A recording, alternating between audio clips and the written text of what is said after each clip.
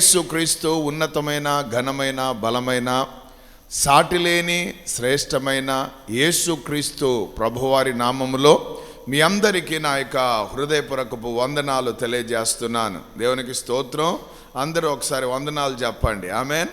పక్క వారితో కూడా వందనాలు చెప్పండి. ఎందుకంటే వందన వచనము పరిశుద్ధులకు తగినదనే దేవుని వాక్యం సెలవిస్తుంది. చూడండి, ఇంతసేపు ఇట్లా వందనాలు చెప్పాలంటే ఉండడం లేదు అనేసారి అయిపోయా. పెట్టండి ఒక 2 నిమిషాలు అట్లా. ఆమేన్. హల్లెలూయా. అది ప్రాక్టీస్ కావాలంటే ప్రతిరోజు ఉదయాన్నే లేస్తూనే ఇట్లా పెట్టి మోకాళ్ళ మీద నిలువు మోకాళ్ళ మీద ఇట్లా పెట్టి ప్రార్థన చేయండి. ఆటోమేటిక్గా ఇది అలవాటు అవుతుంది. ఆమేన్. హల్లెలూయా. కొన్ని మందిరంలో అలవాటు లేని పనులు చెప్తుంటాం, అప్పుడు కష్టంగా అనిపిస్తుంది, అప్పుడే మీ భక్తి బయటపడుతుంది. హల్లెలూయా. దేవుని నామానికి మహిమ కలుగాక. హల్లెలూయా అని చెప్పండి అంటే ఒకసారి చెప్తారు, 2 సార్లు చెప్తారు, 3వసారి మౌనంగా ఉన్నారంటే దాని అర్థం ఏంటంటే నోటి నిండా స్తుతి లేదని అర్థం. ఆమేన్. హల్లెలూయా.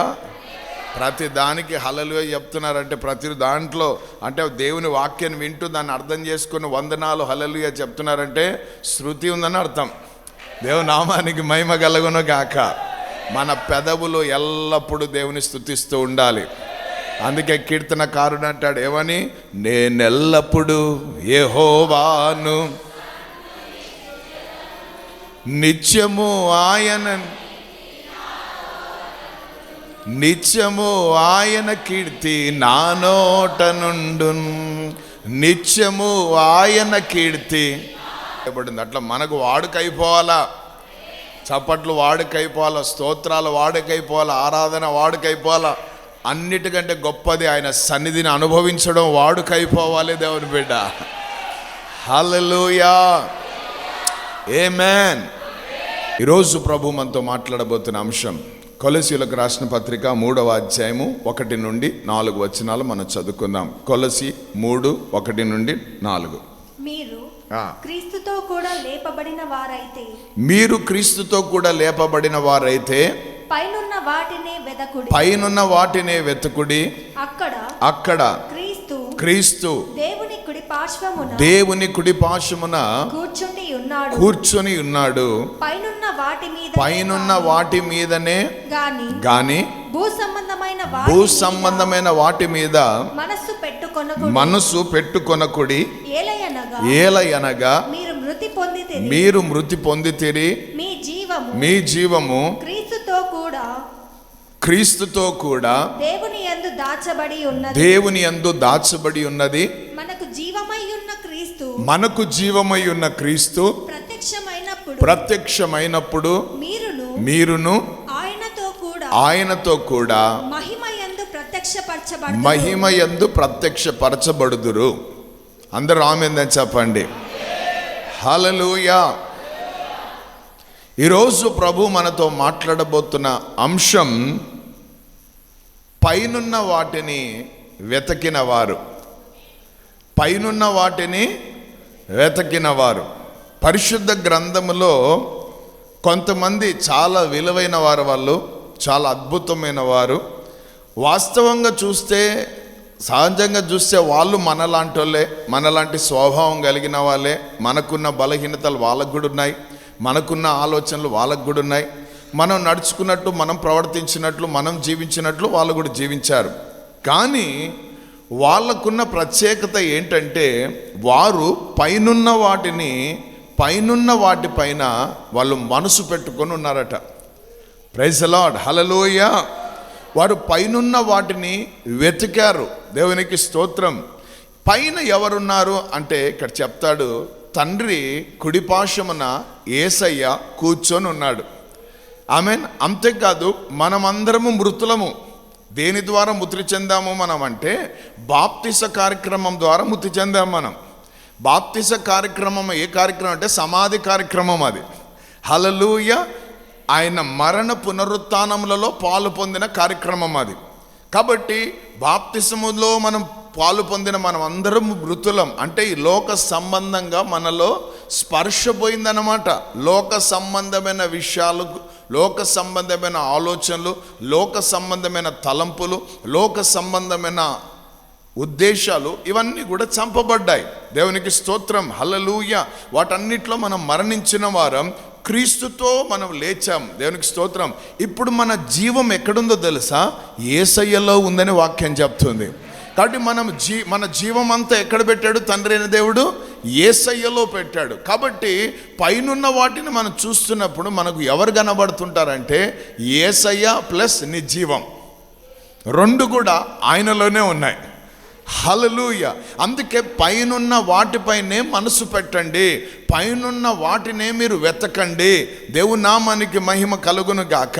నీవు గొడ్డు చాకిరి చేస్తూ 24 గంటలు డబ్బు సంపాదన యొక్క పరిగెడుతూ డబ్బు డబ్బు డబ్బు డబ్బు డబ్బు డబ్బు డబ్బు అని ఆస్తి ఆస్తి ఆస్తి ఆస్తి అని ఇక ఈ లోక సంబంధమైన ఆహారము, ఈ లోక సంబంధమైన వస్త్రము, ఈ లోక సంబంధమైన సంపాదన కొరకు నువ్వు ఎంత పాకులాడినా, ఎన్ని ప్రయాసాలు పడినా, అవి ఒకవేళ నీ దగ్గర ఉన్నా నీకు ఒక శుభవార్త చెప్తున్నాను, అవి నీతో రావు. ఆమేన్. హల్లెలూయా. దేవునికి స్తోత్రం. నువ్వు ఎంతో ప్రేమించిన నీ పిల్లలు నీతో రారు, నువ్వు ఎంతో ప్రేమించినా నీ భర్త నీతో రాడు, నువ్వు ఎంతో ప్రేమించినా నీ యొక్క బంగారం నీతో రాదు, బట్టలు నీతో రావు, పేరు ప్రఖ్యాతలు నీతో రావు. హల్లెలూయా. బంధు బలగం నీతో రాదు. ఆదివారం ఆరాధన మర్చిపోయి దూరం అయిపోయి ఈ లోకాన్ని స్నేహించినా అవన్నీ కూడా నీతో రావు. హల్లెలూయా. ఆ గుంత వరకు, అక్కడి వరకు వస్తారు వీళ్ళంతా. నిన్ను మట్టిలో వేసి పూడ్చిన తర్వాత అందరు ఏమంటారు? 3 సార్లు వేయి అంటారు. ఇట్లా తీసుకొని వేయాలంట, మళ్ళీ ఇట్లా వేస్తే తిట్లే. కాబట్టి ఇట్లా తీసి 3 సార్లు వేసి ఏమంటారు? ఇక మీకు మాకు చెల్లైపోయింది. దాని అర్థం అదే అన్నమాట. దులుపుకున్నానన్నో ఫిలాతులాగా, కడుక్కున్నానన్నో చెయ్యి, ఇంకా అంతే. నువ్వు ఎంతో ప్రేమించిన పిల్లలు, నువ్వు ఎంతో ప్రేమించిన వారు వచ్చి ఒక శిలవ వాతుతారు అక్కడ నీ తల దగ్గర. అయిపోయి. Praise the lord. రే చిన్నాడు పోదాం రారా అంటే రాడు. ఎందుకంటే ప్రతి ఒక్కరికి మరణం అంటే భయమే. Praise the lord. హల్ల పోతా పో నువ్వు, కానీ నేను రానంటాడు. నాకు భూమి మీద సాలు ఉంది చూసేయని. ఆమేన్. కాబట్టి మన జీవం ఎక్కడుంది? సో ఇప్పుడు మన చూపంతా ఎక్కడుండాలా? Praise the lord. దేవునికి స్తోత్రం. హల్లెలూయా. పైనున్న వాటిని వెతికిన, పైనున్న వాటిపైన మనసు పెట్టుకున్న కొంతమందిని మనం చూడబోతున్నాం. చూడండి, దేవుని నామానికి మహిమ కలుగును గాక. హెబ్రీయులకు రాసిన పత్రిక 11వ అధ్యాయము 9 నుండి 11 వచనాలు చదువుదాం. హెబ్రీయులకు రాసిన పత్రిక 11వ అధ్యాయము 9 నుండి 11 వచనాలు. విశ్వాసమును బట్టి అతడును అతనితో ఆ వాగ్దానమునకు సమాన వారసులైన ఇస్సాకు యాకోబు అను వారును గుడారములలో నివసించుచు అన్యుల దేశంలో ఉన్నట్లుగా వాగ్దానపు దేశములో పరవాసులైరి. ఏలయనగా దేవుడు దేనికి శిల్పియు నిర్మాణకుడై ఉన్నాడో పునాదులు కలిగిన ఆ పట్టణము కొరకు అబ్రహాము ఎదురు చూచుచుండెను. అందరూ ఆమేన్ చెప్పండి. హల్లెలూయా. ఏ సంతానమైతే కానాను దేశము కోసము ఐగుప్తుల నుంచి ప్రయాణాలు సాగించారో ఆ కానాను దేశములో ఈ అబ్రహాము, ఇస్సాకు, యాకోబు అనే వారు ఎట్లున్నారంట తెలుసా? ఈ వాగ్దానపు దేశములో ఒక పరవాసులుగా ఉన్నారు. అంటే ఇది మాకు పర్మనెంట్ కాదు, ఈ సెటప్ మాకు ఉండేది కాదు అని వాళ్ళు గుడారాలు వేసుకొని ఉన్నారంట. టెంట్లు ఈరోజు చెప్పాలంటే అబ్రహాము గుడారం, ఇస్సాకు గుడారం, యాకోబు గుడారం.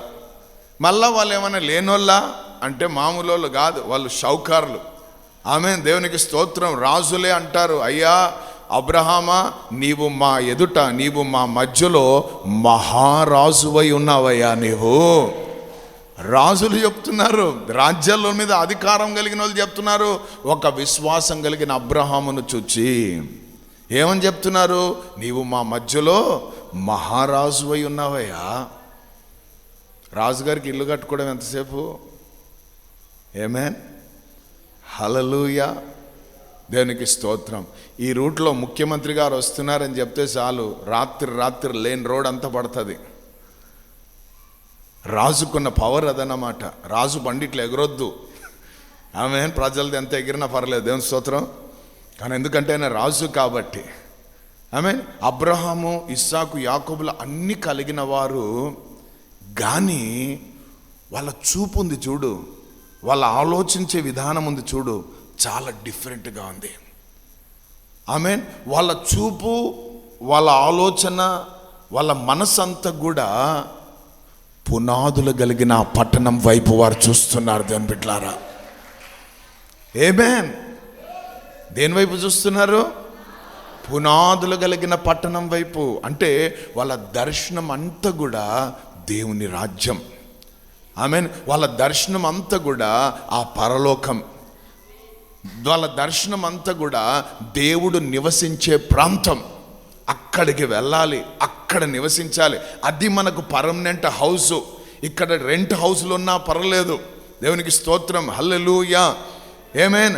బాడుగ గృహములు ఉన్నా పర్లేదు, బంగారు వీధులలో మేము తిరగాలి. బంగారు వీధులలో ఆయన నా కొరకు సిద్ధపరిచిన ఆ నివాస స్థలాలలో మేము ఉండాలి అన్న ఆశ, ఆసక్తి వీళ్ళలో భక్షిస్తూ ఉంది. దేవుని బిడ్డలారా, అందుకే ఎన్ని ఛాలెంజెస్ అబ్రహాముకి వచ్చినా ఆయన తన కనులను ఏం చేసేవాడంట? ఆకాశం వైపు ఎత్తేవాడు. ఆమేన్, దేవునికి స్తోత్రం, హల్లెలూయా, ఆమేన్. కాబట్టి వాళ్ళు వాగ్దానపు దేశంలో ఎట్లున్నారు? వాళ్ళు పరవాసులుగా, ఒక పరదేశిగా. అన్న మేము ఈ ఊరికి చెందిన వాళ్ళం కాదన్న, 4 రోజులు వెళ్ళిపోతాం అట్లున్నాడట. ఒక రెంట్ హౌస్లో, లేకపోతే ఒక హాస్టల్లో ఉన్న పిల్లలు ఎట్లుంటారు? ఏమైనా హాస్టల్లో పర్మనెంట్గా ఎంతమంది ఉన్నారు? మీ పిల్లలు ఏమైనా పర్మనెంట్గా ఉన్నారా? ఏమేం, దేవునికి స్తోత్రం. రేపు హాస్టల్ నుంచి వస్తున్నాడు పిల్లడు, అయిపో చేసుకున్నట్టుంటారు. ఏమే, వాళ్ళకు అక్కడికి ఏమి అవసరమో అది ఇచ్చి పంపించేస్తాం. పర్మనెంట్గా ఫ్రిడ్జ్ కొనిపెడతామా, టీవీ కొనిపెడతాం హాస్టల్లో ఉన్న పిల్లలకు. దేవునికి స్తోత్రం. ఒక సూట్ కేసు, చిన్న బెడ్ కదా, ఒక బ్యాగు, అంతే. అవసరమైన పుస్తకాలు ఇచ్చి చదువుకొని ఇక్కడ ఉంటారా అని చెప్తాం. వాడు ఇన్ని సంవత్సరాలు అంటే అయిపోగానే మళ్ళీ అన్నీ పట్టుకొని వచ్చేస్తాడు, అయిపోయి ఫినిష్. మనం కూడా అట్లా బ్రతకాలట. నాది నాది అని కోట్ల చుట్టూ, పోలీస్ స్టేషన్ల చుట్టూ. ఆమేన్. దేనికోసం అంటే సెంటు భూమి కోసం. హల్లెలూయా, హల్లెలూయా, ఆమేన్.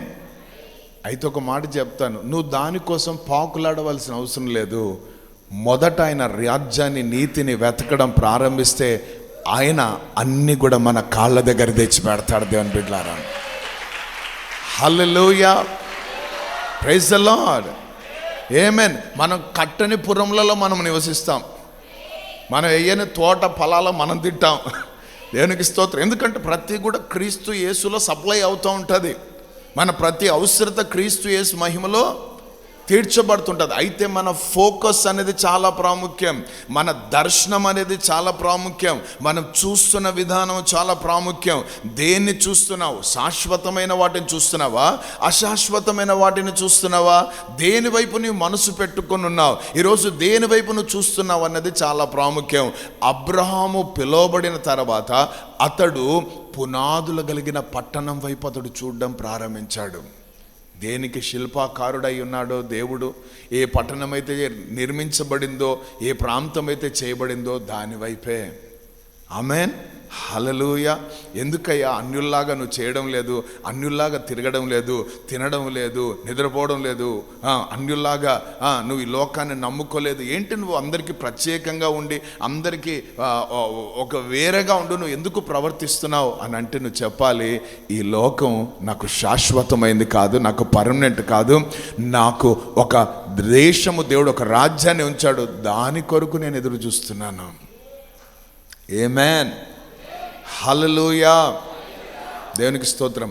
ఈరోజు ప్రభు నిన్ను రా అని పిలిస్తే ఎంతమంది రెడీగా ఉన్నారు పోవడానికి? చూడండి ఎన్ని చేతులు తగ్గిపోయినాయో. ఎందుకంటే ఇండ్లు సగంలో ఉంది, పిల్ల చదువు సగంలో ఉంది, ఇప్పుడిప్పుడే ఉద్యోగంలో చేరినాం, 2 జీతాలే తీసుకున్నాను, 3వ జీతం కోసం రెడీగా ఉన్నాను 1వ తారీఖు కదా, అప్పుడే పోతే ఎట్లా అని ఆలోచనలో ఉన్నావా? Praise the lord, hallelujah. అది అన్నిటికంటే ఉన్నతమైన పిలుపు. Always we must get ready. సిద్ధంగా ఉండాలి. అందరూ ఆమెందని చెప్పండి. అందుకే మనము ఎప్పుడు కూడా పైనున్న వాటినే, పౌలు ఏమంటాడు తెలుసా, మీకు ఏమున్నా ఏమి లేనిలాగానే జీవించాలంట. భర్త ఉన్నవాడు భర్త లేనిలాగా, భార్య ఉన్న భార్య లేని, పిల్లలు లేని వారికి మనం అందరం ఎట్లుండాలంటే దేవుని పైన మనసు పెట్టుకొని బ్రతుకుతూ ఉండాలి, ఆయన రాజ్యం పైన. అబ్రహాము యొక్క చూపు దేనిపైన ఉంది? పునాదులు కలిగిన పట్టణం పైన అని చెప్పండి అందరు కూడా. అంటే దాని అర్థం మనం ఉన్న ఇప్పుడు ఈ పట్టణాలు పునాదులు లేనివి. సునామీ చాలు, దేవునికి స్తోత్రం. కరోనా చాలు, దేవునికి స్తోత్రం. ఇంకా భూకంపాలు చాలు, దేవునికి స్తోత్రం. అన్నీ కనబడకుండా పోతాయి. ఎంత పెద్ద బిల్డింగ్లైనా, ఎన్ని అంతస్తులైనా, ఒక చిన్న జలకు చాలు, మొత్తం దేవునికి స్తోత్రం. హల్లెలూయా, హల్లెలూయా. నంబర్ 1, అబ్రహాము దేనిని వెతికాడైనా? ఆమెన్, దేవునికి స్తోత్రం. పునాది కలిగిన పట్టణం వైపు అతడు ఎదురు చూశాడు. ఆమెన్. ఆయన చూపంతా కూడా పైనున్న వాటిపైనే. ఆయనకి ఎన్ని సొమ్ములు ఉన్నాయి, భార్య ఉంది, పిల్లలు ఉన్నారు, దాసులు ఉన్నారు, పనోళ్ళు ఉన్నారు, గొర్రెలు ఉన్నాయి, మేకలు ఉన్నాయి, ఎడ్లు ఉన్నాయి, అన్నీ ఉన్నాయి. కానీ వాటన్నిటికీ మించి ఆయన ఎవరిని చూస్తున్నాడు? దేన్ని చూస్తున్నాడు? పునాది కలిగిన పట్టణాన్ని. ఈరోజు ఓన్ హౌస్ లేదని ఫీల్ కావాల్సిన అవసరం లేదు, ఓన్ వెహికల్ లేదని ఫీల్ కావాల్సిన అవసరం లేదు. దేవునికి స్తోత్రం, హల్లెలూయా. నీ సొంతం అనేవి ఏమీ లేకునే నువ్వు ఫీల్ కావాల్సిన అవసరం లేదు. ఆమేన్, హల్లెలూయా, దేవునికి స్తోత్రం. నీకు ఏవైతే దేవుడు ఇచ్చాడో వాటిలో నువ్వు ఏం చెందు? తృప్తి చెందు. అందరూ ఆమేనని చెప్పండి. దేవుని నామానికి మహిమ కలుగును గాక. అందుకే యేసుప్రభు లేనిది అడగడు, మీ దగ్గర ఏముందని అడుగుతాడు. నా దగ్గర ఇది ఉందే అంటే అది నా చేతిలో పెట్టు అంటాడు. ఆయన చేతిలో పెట్టినామంటే అంతా మారిపోతుంది. హల్లెలూయా, దేవునికి స్తోత్రం. రెండవ వ్యక్తిని చూద్దాం. ఇతడు కూడా మంచి విశ్వాసం కలిగినవాడు.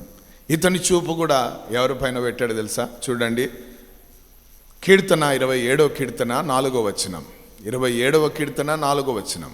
యెహోవా యొద్ద ఒక్క వరము అడిగి తిని దానిని నేను వెతుకుచున్నాను. యెహోవా ప్రసన్నతను చూచుటకు ఆయన ఆలయములో ధ్యానించుటకు నా జీవిత కాలమంతయు నేను యెహోవా మందిరములో నివసింపగోరుచున్నాను. అందరూ ఆమేనని చెప్పండి. రాజుగారి కోరిక ఏంటో తెలుసా? దావీదు మహారాజు అనండి అందరూ. ఈ మహారాజు గారి కోరిక దేవుని దగ్గర ఒక వరం అడిగాడట. ఆ వరము కోసం అతడు వెతుకుచున్నాడంట. అది ఏంటి?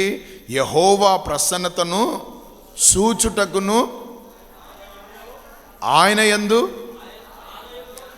ఆలయంలో ధ్యానించుటకు జీవిత కాలమంతా కూడా.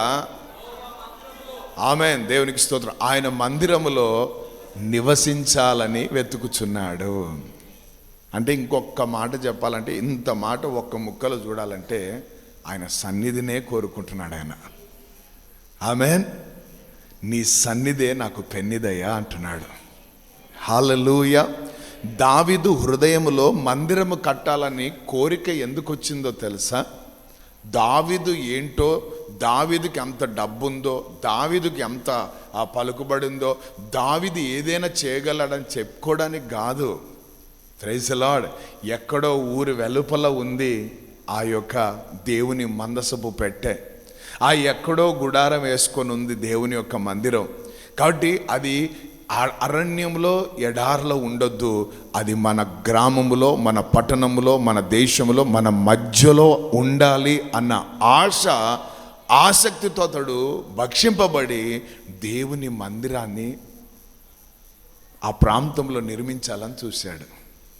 హల్లెలూయా. అంటే ఆ మందిరం మధ్యలో ఉంటే దేవుడు మా మధ్యలో నివసిస్తాడన్న విశ్వాసముతో అతడు ఆ పని చేయడానికి పూనుకున్నాడు. హల్లెలూయా. సో ఇక్కడ ముఖ్యంగా మనం గమనిస్తే ఇతడు ఏం వెతుకుతున్నాడు?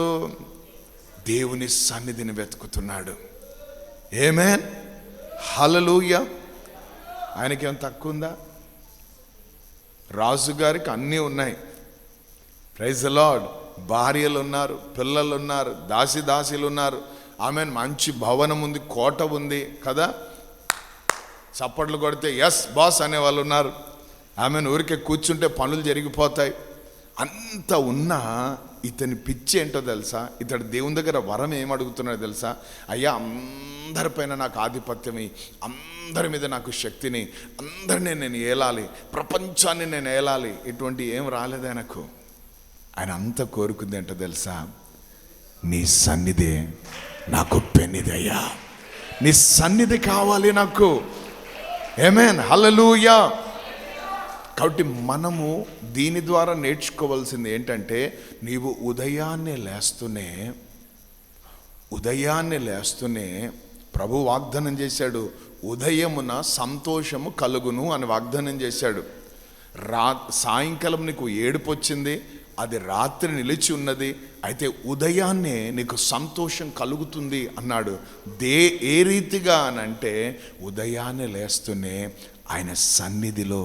ఆయన సన్నిధిని నువ్వు వెతకడం నేర్చుకోవాలా. Amen. You must seek for his presence. నువ్వు ఆయన సన్నిధి కోసం వేడుకోవాలి. నువ్వు ఆయన సన్నిధి కోసం ఏం కావాలా? తహతహలాడాలి. దేవునికి స్తోత్రం, హల్లెలూయా. దుప్పి నీటి వాగుల కొరకు ఆశపడుతున్నట్లు ఆయన కొరకు మన ప్రాణము కూడా ఎప్పుడు ఆశపడుతుండాలి. ఆమేన్, హల్లెలూయా. ఆశల పల్లకి నీవే. ఆమేన్, హల్లెలూయా. నీ ఊహ అంతా అయినదే ఉండాలి, నీ ఆశ అంతా అయినదే ఉండాలి. దేవునికి స్తోత్రం, హల్లెలూయా. దేవునామానికి మహిమకరంగా. ఒక్కసారి ఆ హోటల్లో పోయి బిర్యానీ తినాలన్నది నాకు, ఒక్కసారి ఆ బండిలో తిరగాలన్నది నాకు, ఒక్కసారి అని. అన్నిటికంటే ముఖ్యమైన ఆశ ఏంటో తెలుసా? ఆయన సన్నిధి. లేస్తూనే ఆయన సన్నిధితో నింపబడాలి. ప్రతిరోజు ఆయన సన్నిధి నూతనమైనది. సో ప్రతిరోజు ఆ పవర్, ఆ యొక్క ప్రజెన్స్తో మనము నింపబడాలా. Praise the lord. ఆయన సన్నిధికి సాటి అనేది భూమి మీద ఏమీ కూడా లేదు దేవుని బిడ్డ. అది దావీదు గుర్తెరిగాడు. అందుకే దావీదును దేవుడు ఏం చేశాడు తెలుసా? బహుతరములకు శోభాతిశయముగా నిలబెట్టాడు. ఎవరైతే ఆయన సన్నిధి పట్ల మక్కువను, ఆయన సన్నిధి పట్ల పిచ్చిని కనుపరుస్తారో అటువంటి వారిని దేవుడు ఘనపరుస్తాడు. ఆమేన్, హల్లెలూయా. సో డ్యూటీ లాగా రావడం, డ్యూటీ లాగా పోవడం ఎప్పుడు చేయొద్దు దేవుని సన్నిధిలో. ఆమేన్. రాత్రి పడుకునేటప్పుడు మంచి నిద్ర ఈ ప్రభువా అని మనం ప్రార్థన చేస్తాం, మంచిదే. రాత్రి పడుకునేటప్పుడు ఈ ప్రార్థన కూడా చేయాలి. నిద్రతో పాటు ప్రభువా, వేకువ జాముననే తెల్లవారేగానే సూర్యుని కిరణాలు భూమి మీద పడకముందే నీ సన్నిధి చేత నేను నింపబడాలయ్యా, నీ బలము చేత నింపబడాలయ్యా, నీ ప్రభావము చేత నింపబడాలయ్యా, నీ కార్యముల చేత నింపబడాలయ్యా, నీ యొక్క ముఖ దర్శనమును చూడాలయ్యా. నీ ఆశీర్వాదాన్ని దొంగలించేది నీ పరుపే, నీ ఆశీర్వాదాన్ని దొంగలించేది నువ్వు కప్పుకున్న కంబడే, నీ ఆశీర్వాదాన్ని దొంగలించేది నీ శరీరంలో ఉన్న సుఖమే. ఆమేన్, హల్లెలూయా. ఆమేన్. రాత్రి 2 గంటలకు పడుకున్న, ఉదయం 5కే లేచేసాను. ఎందుకు? నిద్ర పట్టలే. మళ్ళీ పొద్దున ఆరాధన ఉంది కదా, ఎప్పుడెప్పుడు పోయి నా దేవుని సన్నిధిలో ఆనందించాలని, ప్రజలకు దేవుని వాక్యాన్ని అందించాలి అని. ఆమేన్. అప్పులు ఎక్కువ నిద్ర పట్టడం లేదన్న, అది ఉండొద్దు, దరిద్రం అది. ఆమె నీ రోగాన్ని బట్టి నిద్ర రాలేదన్నా, పిల్లోడు చేసిన పనిని బట్టి నిద్ర రాలేదన్నా, నాయనా అన్న రేపు ఏమవుతుందో అర్థం కాక నాకు నిద్ర పట్టడం లేదు, అది అన్యుడు పలికే మాట. నువ్వు ధన్యుడవు, నీవు మొదట పైనున్న వాటినే వెతకడం నేర్చుకోవాలా. హల్లెలూయా, ఆమేన్. లోకంలో ఉన్న వాళ్ళు, అవిశ్వాసంలో ఉన్న వాళ్ళు అంటారు, ఎట్లా నిద్ర పడుతుందిరా నీకు ఇన్ని సమస్యలు పెట్టుకొని, ఎట్లా నిద్ర పడుతుంది ఇన్ని బాధలు పెట్టుకొని, ఎట్లా నిద్ర పడుతుంది నీ ఇంట్లో ఇంత పరిస్థితి జరిగినాక అంటే, నువ్వు ఒకటి అనాలి, నా విమోచకుడు సజీవుడు, ఆయన యెహోవా ఈరే అయి ఉన్నాడు. దేవునికి స్తోత్రం, హల్లెలూయా. తన ప్రియులు నిద్రించుచుండగా. ఆమేన్, హల్లెలూయా. దోణిలో యేసయ్య ఉన్నాడు, యేసయ్యతో శిష్యులు ఉన్నారు. సాగుతున్న దోణి ముందు సడన్గా ఏమొచ్చింది? తుఫాను, గాలులు, అలజడి అని చెప్పండి అందరు కూడా. శిష్యులు ఏం చేస్తున్నారు? కేకలు వేస్తున్నారు అనండి. శిష్యులు కేకలు వేస్తున్నారు అనండి. సావు కేకలు అంటారు దానిలోని. యేసు ప్రభువేమో అమరంలో నిద్రపోతున్నాడట.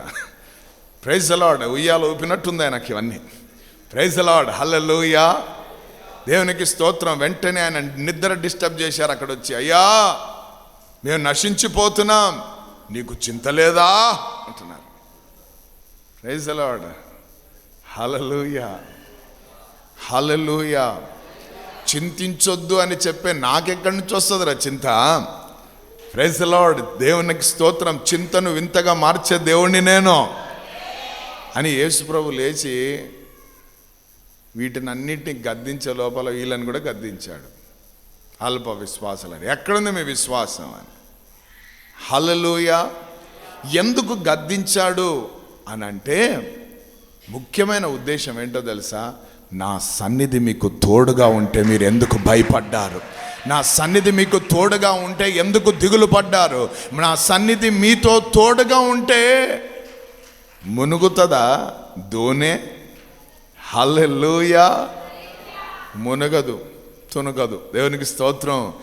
సన్నిధిని పక్కన పెట్టుకొని, సన్నిధిని మీ మధ్యలో పెట్టుకొని, సన్నిధి మీతో పెట్టుకొని మీరు ఎందుకు